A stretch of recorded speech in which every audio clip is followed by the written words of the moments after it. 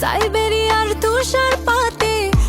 ছোট ও বড় পর্দার জনপ্রিয় অভিনেত্রী তাসনিয়া ফারিন সম্প্রতি নিজেকে এক নতুন পরিচয়ে মেলে ধরেছেন।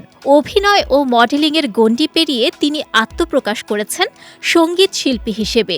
গানের জগতে তার এই নতুন যাত্রা দর্শকদের মাঝে বেশ আলোচনার জন্ম দিয়েছে। টেলিভিশন, নাটক ও ওটিটি প্ল্যাটফর্মে নিয়মিত দাপটের সঙ্গে কাজ করলেও ইদানিং নাটকের কাজ কমিয়ে বড় পর্দার কাজে নিজেকে বেশি মনোযোগী করে তুলছেন এই বহুমুখী প্রতিভার অধিকারী। ঢাকার এই আন্ডারওয়ার্ল্ডে হাজার হাজার শিয়াল ঘুরে বেড়ায়। শাকিব খানের বিপরীতে প্রিন্স সিনেমার মাধ্যমে এবার বড় পর্দায় নতুন চমক নিয়ে হাজির হতে যাচ্ছেন ফারিন। বর্তমানে মনোযোগ দিচ্ছেন বড় পর্দায়। এর আগে কলকাতায় একটি সিনেমা দিয়ে বড় পর্দায় অভিষেক হয় তার।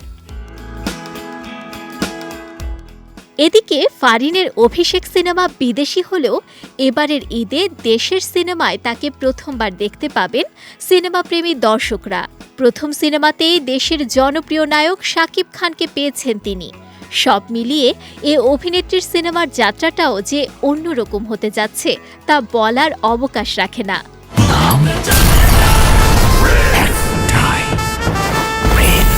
আবু হায়াত মাহমুদ পরিচালিত Prince once upon A time in Dhaka সিনেমাটি দর্শকের আগ্রহের কেন্দ্রে জায়গা করে নিয়েছে।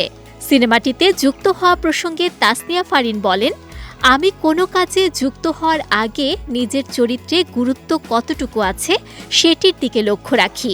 বরাবরই নতুন কিছু করার চেষ্টা করি। এ সিনেমাতেও নতুন কিছু পাবো কিনা সে বিষয়টি মাথায় রেখে যুক্ত হয়েছি। আশা করছি ঈদে দর্শকরা আমার অভিনয় দেখতে হলে আসবেন।